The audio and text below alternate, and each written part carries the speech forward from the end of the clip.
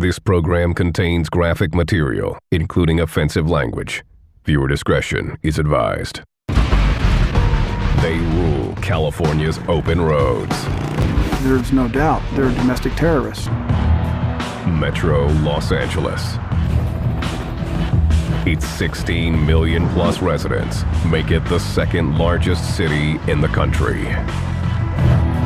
The image that they put forth is one of the classic motorcycle gangster. They expect to be treated that way and feared that way, whether it's motorists coming down the highway or patrons of a bar or restaurant.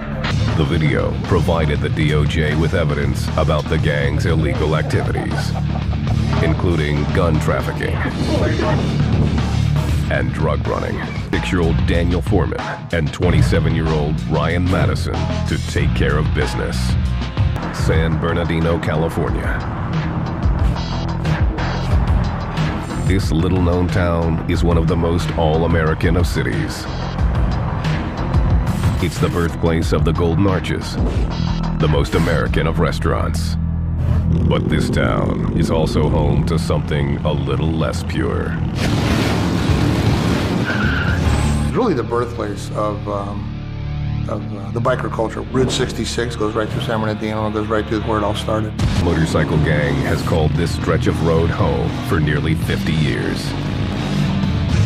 When you're driving down the street and you see a pack of 50 Vagos pass by you, that you're going to move out of their way, that there's a sense of fear and you're not going to do anything to disrespect them. Today's motorcycle craze grew out of World War II. Harley-Davidsons were military machines, and the men that rode them couldn't leave them behind when they returned to civilian life. But society wasn't ready for bikers. They were kind of looked out as outsiders from the general public. They didn't fit in really anywhere, and most of them were motorcycle enthusiasts, and they band together and formed these clubs, which later turned into gangs. The first Californian motorcycle clubs weren't just about riding.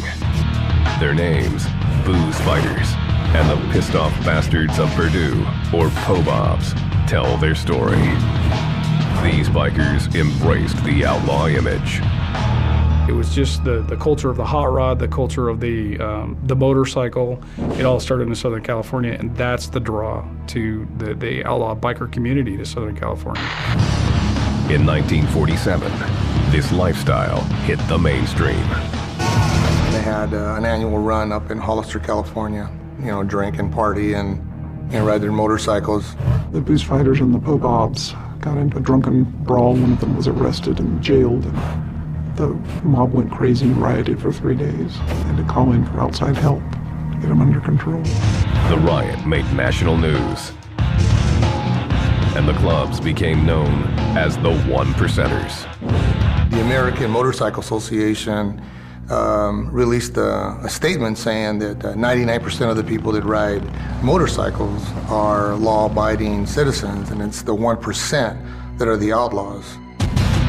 The incident inspired a movie starring Marlon Brando called The Wild One. The outlaws started to enjoy this Hollywood status. People wanted to know where it all started, and they all started gravitating over there. Memberships in the clubs exploded, and new ones formed overnight.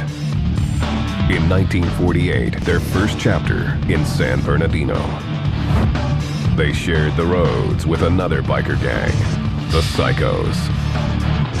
The two founding members were Latinos. At the time, Latinos were really unrepresented, for lack of a better term, in the biker culture. There was a few, but essentially it was dominated by, white males.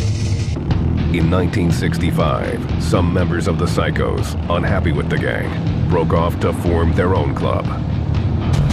Vagabond or Wanderer. So that's how they started. In the 60s and 70s were a lot easier time for bikers. They could go where they pleased without much attention, as long as they weren't creating a ruckus. Just out to have a good time. By the mid-1960s, the gang had begun to build a methamphetamine empire that was raking in a considerable amount of money. The bikers, that was their drug of choice. Out there in the desert, in the middle of nowhere, is where They were operating all the meth labs. They've used different methods, different locations to cook their dope, whether it's in a mobile home or in a bus buried underground. They move a lot of dope, a lot of guns, from California to Vegas, from California to Oregon, from California to Washington. So began what would become their biggest business, running chop shops. They're stripping down the bikes, switching the numbers on them, and selling the bikes and exporting them out of the country. You could be talking in the millions, you know. How many bikes have they stolen and sold? How many drugs have they sold? You know, how many people have they robbed? That's a lot of money.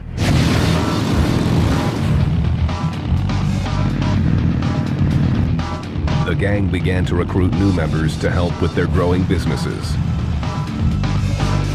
One was Paul Moniz, nicknamed Hammer. He was from Orange County, a gearhead, like motorcycles. Hammer enjoyed the biker life. Parties, women, drugs, and the reputation as an outlaw.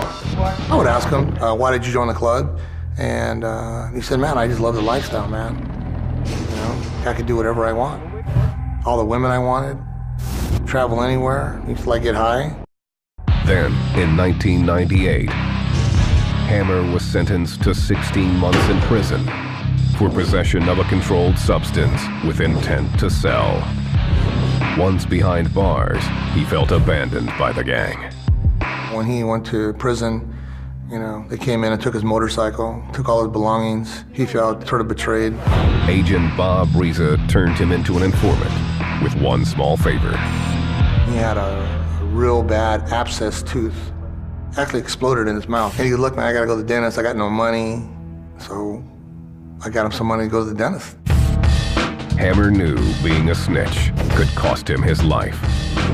With an informant such as Hammer, they live in the constant fear of being dealt with, being hit, being murdered. Every day as you wake up and you have to think about it, somebody put a bomb under my car.